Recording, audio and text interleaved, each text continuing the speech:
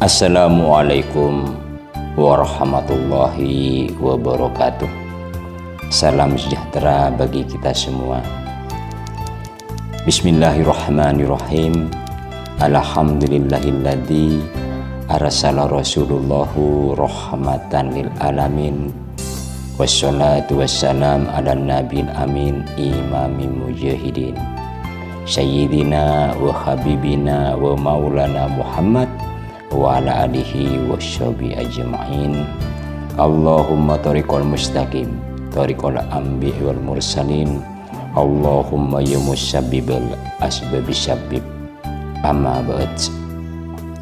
Saudaraku sebangsa dan setanah air yang dimuliakan oleh Allah Subhanahu wa taala, dari prosesi penciptaan serta upaya-upaya ibadah yang sudah dilakukan, begitu juga dengan saudara-saudara kita di luar Islam. Sekiranya setelah mengikuti, menyimak konten YouTube Kasabullah Voice, ada sisi guna dan manfaatnya, kemudian akan diterapkan dalam kehidupan sehari-hari, dengan senang hati kami mengapresiasi. Salam santun dari Lembaga Dzikir Istiqomah Kasabullah Indonesia. Dengan iringan doa, hari ini lebih baik dibanding hari kemarin, dan hari esok lebih baik dibanding hari ini. Amin ya rabbal alamin.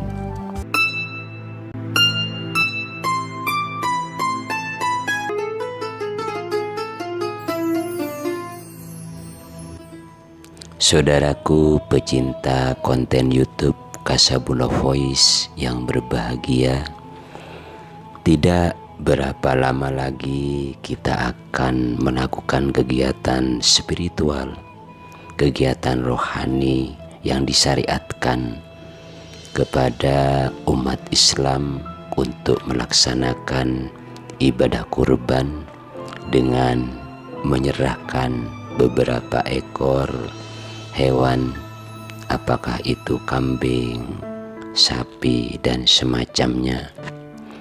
Begitu juga dengan saudara-saudara kita yang mempunyai kemampuan secara ekonomi, yang punya keteguhan dalam memelihara keimanannya, akan melakukan hal yang sama. Dari tahun ke tahun kegiatan itu bergulir begitu saja, tanpa kita mengambil suatu kesempatan merenung, bertafakur, mengambil hikmah atas apa yang sudah kita lakukan.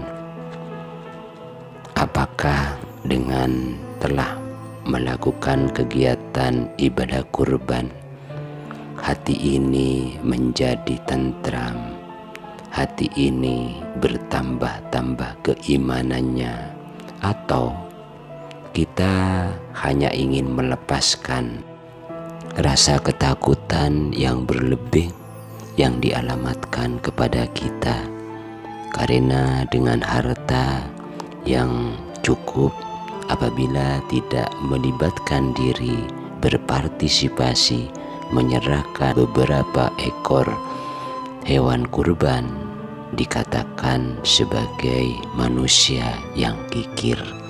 Atau yang paling sederhana, kita melakukan kegiatan Idul Kurban sekedar menggugurkan kewajiban. Perbedaan perasaan-perasaan semacam itu merupakan karunia ilahi, merupakan keagungan Allah atas setiap diri manusia, yang tidak bisa kita tafsir, yang tidak bisa kita baca, terkecuali diri kita masing-masing. Dan Allah Subhanahu wa ta'ala yang memang maha tahu. Sekalipun begitu, bukan berarti kita tidak bisa melakukan pendekatan-pendekatan secara ilmiah, secara syariah, untuk mengungkap rahasia-rahasia yang ada pada diri mereka dan sebagian terbaca oleh kita. Menurut hemat kami, mereka katakan melakukan kelemahan-kelemahan karena memang dibesarkan dalam ruang lingkup yang melakukan kelemahan-kelemahan. Di antaranya guru spiritualnya atau leluhurnya, serta bacaan-bacaan yang dijadikan landasan untuk melaksanakan ibadah kurban dari waktu ke waktu, ya itu saja. Seandainya diri kita ini terus mempelajari, mengungkap rahasia-rahasia tentang rububiyah, pastilah mereka akan memahami, akan melakukan kegiatan rohani lebih bagus dari apa yang sudah dilakukan sekarang ini. Katakan begini, kita sudah sering sampai kepada telinga, setidaknya ada dua kekuatan besar yang menjadi bayang-bayang kita dalam melaksanakan ibadah. Yang pertama, ada golongan syariat yang berpedoman kepada hukum fikih. Hukum fikih berkisar pada soal haram, halal, sunnah, syubhat, makruh, dan boleh tidaknya. Dengan hanya berpedoman semacam itu, akhirnya ketika kita melihat apa yang dilakukan itu halal, apa yang dilakukan itu boleh, endingnya menggugurkan kewajiban, tidak lebih dari itu. Ibarat buah, itu hanya kulit-kulitnya saja, tidak sampai kepada isinya, tidak sampai kepada ruhnya. Sedangkan golongan hakikat atau golongan ma'rifat itu sudah bukan lagi berpikir tentang halal haramnya, boleh tidaknya, melainkan yang menjadi target ketercapaian indikator atas perintah-perintah Allah yang disyariatkan kepada kita. Dengan begitu akhirnya kita bisa lebih dalam lagi memahami tentang kelas-kelas ibadah. Kalau kelasnya syariat itu dengan hanya menggugurkan kewajiban sudah merasa selesai urusan, dan jawabannya nanti kita berharap yang heboh-heboh, yang besar-besar di akhirat. Katakan kontrolnya itu tidak ada, padahal misalnya terjadi apa yang kita lakukan di dunia ini kemudian di akhiratnya tidak sesuai dengan ridho Allah, kita sudah tidak punya kesempatan lagi. Berbeda dengan mereka-mereka yang sudah memahami tentang ma'rifatullah, apa yang dilakukan pasti akan terkontrol, akan dievaluasi untuk diperbaiki, sehingga perbuatan-perbuatan, pelaksanaan-pelaksanaan ibadah yang akan datang akan lebih sempurna dan mencapai kesempurnaan. Bagaimana golongan hakikat ini bisa membaca apakah ibadah-ibadah yang dilakukan itu bisa terkoreksi dengan baik? Kita perhatikan bahwa setiap apapun yang Allah perintahkan, pastilah di sana ada indikator-indikator yang dikabarkan kepada hamba-hambanya untuk dijadikan bahan ajar agar tata laksana bisa kita lakukan dengan baik. Dan apabila indikator-indikator itu tidak sesuai dengan apa yang Allah harapkan, berarti di sana ada koreksi buat kita. Koreksinya bisa jadi nawaituhnya, bisa jadi kegiatannya bisa jadi bahan-bahan yang dijadikan transaksi. Kita baca tentang indikator-indikator perintah dari Allah yang diwajibkan kepada hamba-hambanya. Kita awali dari indikator pelaksanaan ibadah sholat. Allah mengakhiri di dalam perintah sholat surat Ankabut ayat 45 dengan kalimat anil fahsai wal mungkar. Dengan melakukan ibadah sholat, manusia itu dapat mencegah dari perbuatan keji dan mungkar. Koreksinya seperti apa? Apabila kita melakukan ibadah sholat masih suka melakukan kekejian dan kemungkaran, maka di sana akan ada koreksi ibadah sholat yang dilakukan. Apakah rukun syaratnya yang salah? Apakah kehusukannya, tumakninahnya? Sehingga bagi mereka yang berusaha mengejar target atau indikator dari Allah akan bisa dirasakan di dunia ini. Begitu juga dengan perintah melakukan ibadah puasa. Ibadah puasa ini sebagaimana yang Allah berikan kepada kita semua dalam surat Al-Baqarah ayat 183. Indikatornya atau tanda-tanda orang itu sudah melakukan ibadah puasa sesuai dengan apa yang Allah perintahkan kepada kita, la'allakum tattaqun, agar kamu bertakwa. Apakah setelah kita melakukan ibadah puasa, nilai-nilai ketakwaan kita itu bertambah atau justru berkurang? Kalau bertambah berarti puasa-puasa yang dilakukan itu sudah sesuai dengan ridho Allah.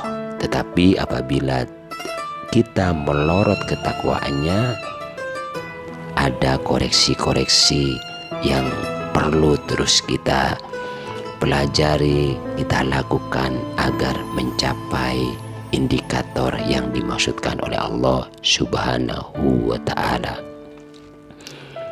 Begitu juga dengan ibadah zakat. Jadi ibadah zakat itu Allah memberikan suatu indikator kepada kita, wallahu yudha'ifu liman yasha. Surat Al-Baqarah ayat 261. Kata Allah, apabila kita bersedekah, apabila kita berzakat, Allah akan melipat gandakan bagi siapa yang dikehendaki. Nah, bahasa di sini apabila kita sudah bersedekah, apabila kita sudah berzakat, kemudian rezeki yang kita terima tetap biasa-biasa saja, bahkan ada yang berkurang, kita akan melakukan suatu koreksi. Barangkali sekas sedekah yang kita lakukan itu tidak atas lillahi ta'ala, atas kesombongan kita, atas keriaan kita. Dan apabila itu tidak dicapai, rezeki kita tetap saja bisa melakukan koreksi-koreksi atas kelemahan-kelemahan yang dijadikan dasar dalam berzakat, dalam bersedekah, untuk tidak diulangi lagi, kembali kepada kebersihan jiwa, bahwa sedekah, zakat, infak yang dilakukan lillahi ta'ala. Begitu juga dengan ibadah puncak sesuai dengan rukun Islam yang kelima atau ibadah haji. Di sana ada indikator dari Allah Subhanahu wa ta'ala untuk mencapai mabrurah. Karena melaksanakan ibadah haji ini biayanya mahal banget, mempertaruhkan nyawa, meninggalkan keluarga dan semacamnya. Tetapi semua harta benda, jiwa dan tenaga yang dicurahkan kepada Allah apabila tidak bisa mencapai target. Sesungguhnya kata Allah sesuai dengan surat Al-Imran ayat 97, fa innallaha ghaniyun 'anil alamin. Maka sesungguhnya Allah Maha Kaya, tidak butuh apapun dari alam semesta ini. Maksudnya sekalipun ongkos naik haji itu puluhan juta, bahkan haji plus itu mencapai ratusan juta, bagi Allah tidak ada gunanya sama sekali apabila ibadah hajinya itu didasari oleh yang bukan atas nama perintahnya. Misalnya begini, kita melakukan ibadah haji sekedar untuk merubah status sosial agar di kampung dan teman-teman dikatakan orang alim, atau ingin di depan namanya ada tambahan gelar haji. Nah, ini apabila kita melakukan ibadah haji yang dasarnya bukan untuk mencapai ridho ilahi, ketika pulang atau selesai melakukan ibadah haji, kita tidak pernah mendapatkan berkah mabruro. Berkah mabruro ini bisa kita baca. Apakah orang yang menyalahi kita tidak kita maklumi, kita maafkan? Apakah orang-orang yang ada di sekitar kita kelaparan, butuh bantuan, kita abaikan? Atau kita menggolongkan diri menjadi manusia yang eksklusif? Mereka yang tidak punya gelar haji diabaikan, hanya berkumpul dengan mereka-mereka yang haji, yang kiai, yang ustadz atau semacamnya. Nah, ini bisa dijadikan wacana koreksi, apakah haji yang sudah kita kerjakan, laksanakan ini punya nilai-nilai kemakburan atau tidak. Kalau tidak, ya kita berusaha untuk merubah perilaku-perilaku itu dalam rangka apabila ada kesempatan bisa disempurnakan. Kemudian berkaitan dengan Idul Kurban, apakah ada indikatornya juga? Jelas ada. Kalau tidak ada, mungkin di konten YouTube Kasabullah Voice volume 29 ini tidak akan pernah memberi judul Kapan Manusia Berkurban Sifat Kebinatangan. Mengingat manusia itu hakikatnya makhluk yang paling mulia, namun pada praktiknya justru sifat-sifat kebinatangan yang sering kita lakukan dalam urusan pekerjaan, dalam urusan rumah tangga, dalam urusan hidup bermasyarakat, semua dalam kehidupan kita tidak lepas dari sifat-sifat kebinatangan. Yang paling sederhana, misalnya kita berbohong, kita berdusta. Dalam Idul Kurban sendiri maunya membuang sifat-sifat kebinatangan, justru menambah-nambah sifat kebinatangan. Katakan begini, saya kebetulan orang yang berpunya, sehingga apa yang diserahkan kepada panitia kurban melebihi dari orang-orang kampung. Lalu saya bercerita, minta pengakuan kepada semuanya. Kalau bukan saya, siapa lagi yang bisa berkurban banyak? Nah, ini maunya membuang satu kandang sifat kebinatangan, justru menambah satu kandang lagi sifat kebinatangan atas sifat-sifat kesombongannya. Belum lagi perasaan-perasaan buruk lainnya kepada panitia kurban yang katakan menyerahkan daging kurbannya kepada orang-orang yang tidak sejalan dengannya, atau dianggap lebih banyak diambil panitianya. Ini perasaan macam-macam yang selalu menambah-nambah sifat kebinatangan dalam satu peristiwa.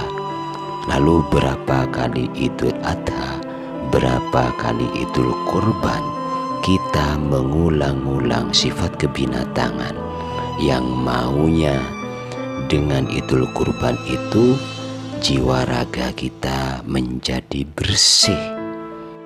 Justru dengan melakukan ibadah kurban atau menyerahkan hewan ternak kepada panitia, ini jiwanya menjadi kotor, menjadi keruh pekat, dan hatinya membatu untuk menerima nilai-nilai keimanan.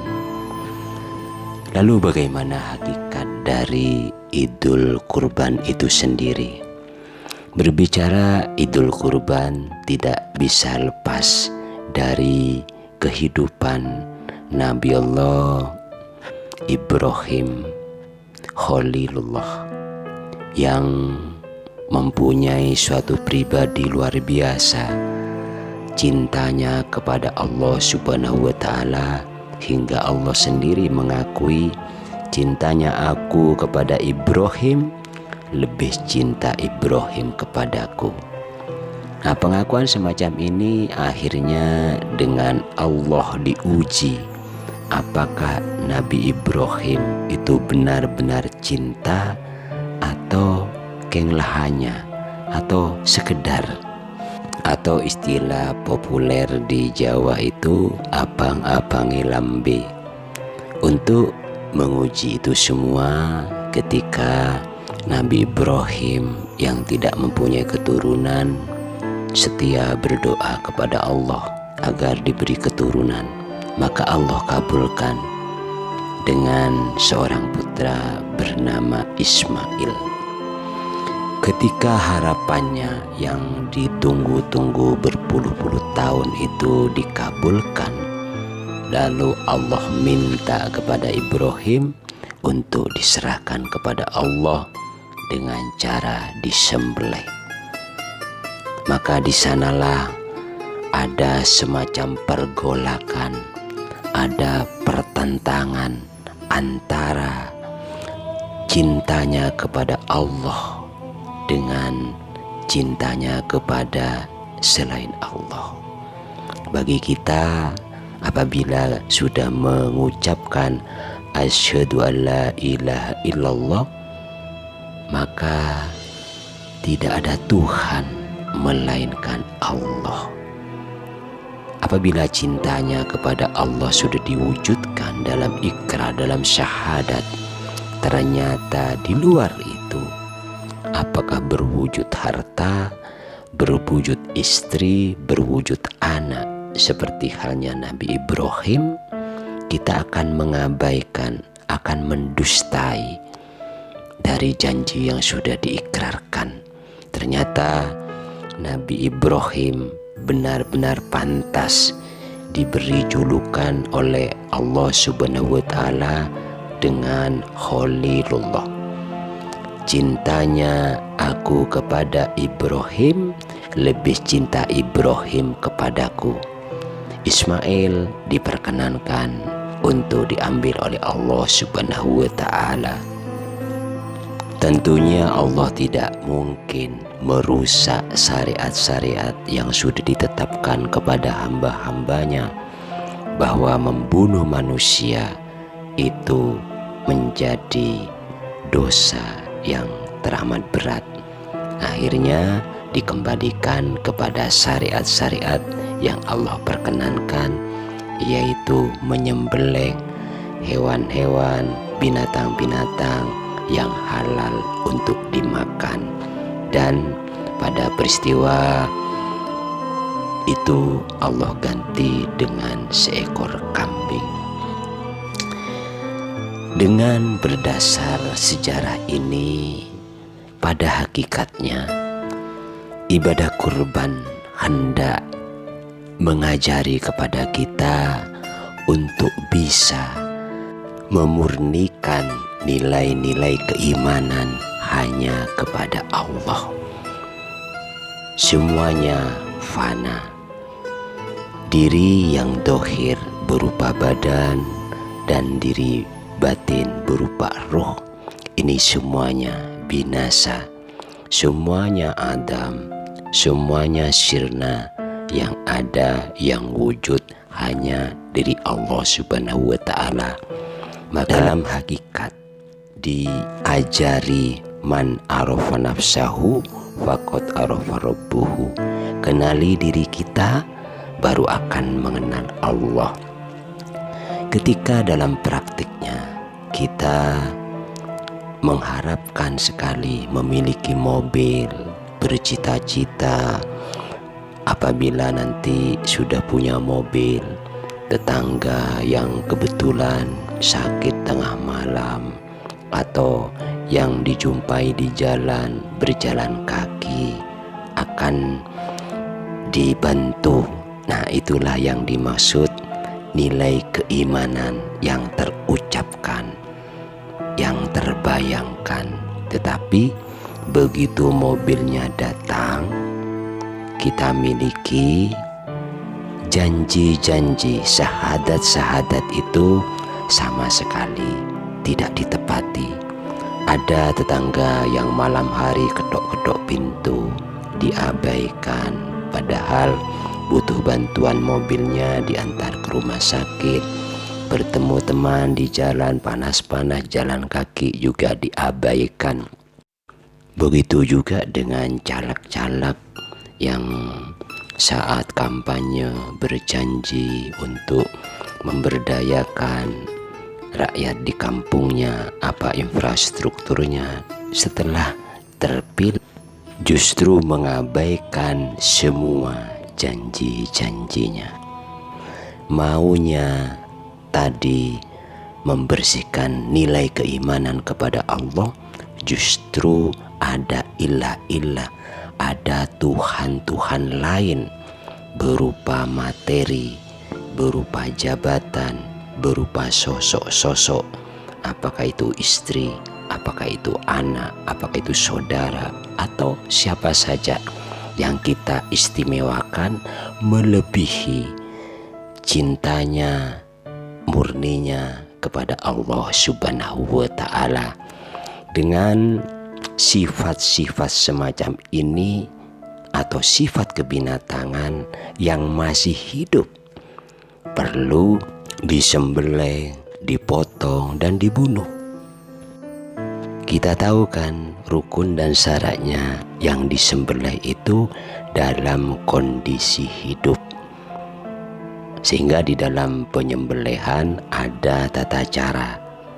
Bagaimana dua urat leher, yang satu urat untuk makanan, yang selanjutnya disebut diri yang dohir atau badan, satunya urat yang berfungsi untuk nafas atau diri batin atau roh. Itu semuanya harus dipotong secara bersama-sama sehingga benar-benar mati dan tidak bisa hidup kembali. Maksudnya nyata bahwa pada diri ini ada sifat-sifat kebinatangan yang masih hidup. Di antaranya kikir, sombong, dusta, menganiaya, mensolimi, menebar kebencian, dan seterusnya. Kalau sifat kebinatangan itu sudah sirna pada tubuh ini, akhirnya kita kembali kepada kemurnian, beriman kepada Allah, sekaligus sebagai tola'al ilmi agar meneruskan perjalanan dari syariat, tarekat, hakikat sampai kepada ma'rifat. Tidak mungkin Allah itu memberikan beban-beban tugas ibadah kepada kita sekaligus melecehkan hamba-hambanya. Kalau Idul Kurban yang dimaksudkan secara syariatnya itu secara tidak langsung Allah hanya memilih orang-orang yang pantas ada di surga, golongan orang yang berpunya saja. Kalau tidak berpunya, masa bisa menyerahkan hewan kurban? Berarti kita yang kaum du'afa yang tidak bisa menyerahkan kambing, sapi untuk dijadikan kurban, lepas dari peluang-peluang masuk surga. Oleh karena itu, di dalam surat Al-Hajj Allah memberikan indikator, dan indikator ini penting untuk kita pahami bersama. A'udzubillahi minasyaitonirrajim. Bismillahirrahmanirrahim. La yanala la'allaha luhumuha wala dima'uha walakin yanaluhut taqwa minkum. Allah memberikan isyarat kepada kita semua bahwa yang sampai kepada Allah itu bukan daging dan juga bukan darah dari hewan kurban, melainkan nilai ketakwaan dari yang melakukan. Dengan begini akhirnya kita bisa memaklumi bersama seberapa banyak pun hewan-hewan kurban yang kita serahkan, kalau nawaituhnya itu tidak karena Allah Subhanahu wa Ta'ala atau sampai kepada keparipurnaan nilai-nilai keimanan, yaitu mabruro. Jadi ibadah haji merupakan ibadah puncak sesuai dengan rukun Islam.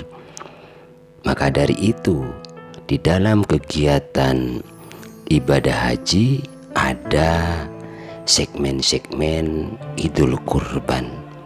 Maksudnya apabila kita ingin sampai kepada kondisi mabruro, sifat-sifat kebinatangan itu harus disembelih, harus dipotong, harus dibunuh dan dibuang jauh-jauh. Dengan disyariatkannya Idul Kurban kepada umat Islam sangat menguntungkan sekali. Setidaknya dalam setiap tahunnya kita akan ada pengingat untuk mengoreksi diri, apakah sifat-sifat kebinatangan itu masih bertengger pada diri ini, atau kita termasuk yang bersyukur karena sudah tidak memiliki sifat-sifat kebinatangan yang perlu disembelih, dipotong dan dibunuh, yang menghendaki hamba-hambanya punya jiwa sosial, berbagi, peduli dan perhatian pada mereka-mereka yang ekonominya lebih rendah, yang kekuatannya lebih ringkih. Atau diri ini terasa berat untuk membuang sifat-sifat kebinatangan. Dalam setiap tahunnya kita selalu menambah-nambah sifat kebinatangan, dan tidak menutup kemungkinan kitalah yang akan menjadi binatang. Terima kasih semuanya. Usikum wa nasibitakullah. Wassalamualaikum warahmatullahi wabarakatuh.